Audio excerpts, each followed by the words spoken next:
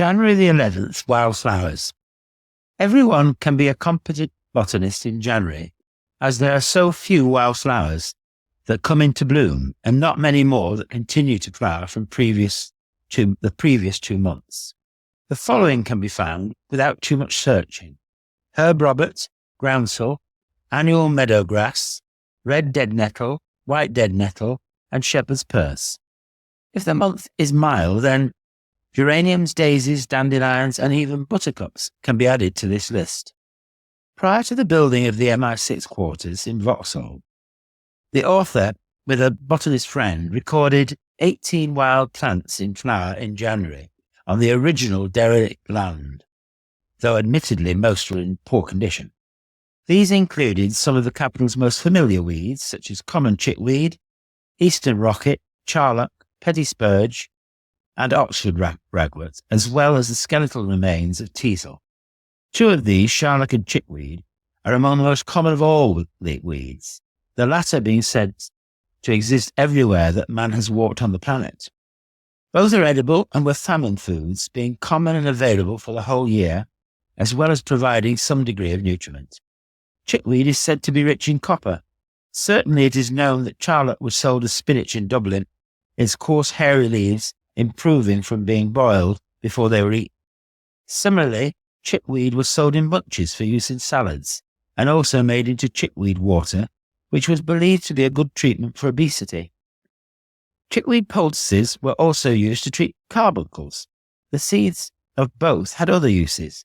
Charlock seeds were made into a mustard oil, and chickweed seeds were sold as food for caged birds.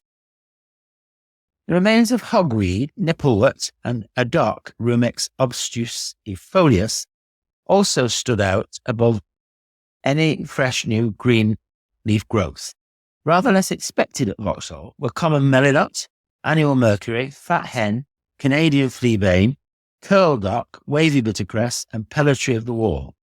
The determined hunter can still find all these plants in January, although the flowers may not be fully open. Although none are particularly spectacular, their presence alone in the dark days of January is usually most welcome. They may have better growth and more flowers later, but it is now they have the greatest impact, with no other plants to eclipse them. Derelict areas along the Thames, such as those at Woolwich Arsenal and areas around Thamesmead, are now good places to explore for other wildflowers. In exceptionally mild Januaries, you might also expect to see such surprises as cranesbills, alkanet, purple toadflax, viper's bugloss, antirrhinums, and even sometimes dense patches of daisies. In woodland, it is worth keeping an eye out for barren strawberry, wood sage, celandine, and perhaps both periwinkles, vinca major and vinca minor. The periwinkle has many other names, including sorcerer's violet, on account of its use in magic charms. Barren strawberry, when it does flower in January, is one of the most attractive flowers of the month, looking like wild strawberry, except for a distinct bluish tinge to its leaves and the diagnostic gaps between its snowy white petals. The flowers are bell-shaped at first, quickly losing their petals once they open. The underside of the leaves is silvery due to soft, silky hairs. It can still be found essentially as hampsides, but the woods around Croydon are usually more rewarding, especially Kingswood, Selsdon, and Wellwood.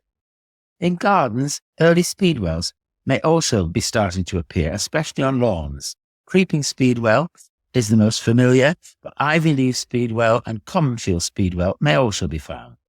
Other flowers occasionally making their first appearance, considerably ahead of their usual season, could also include some primroses, violets, and even red campion.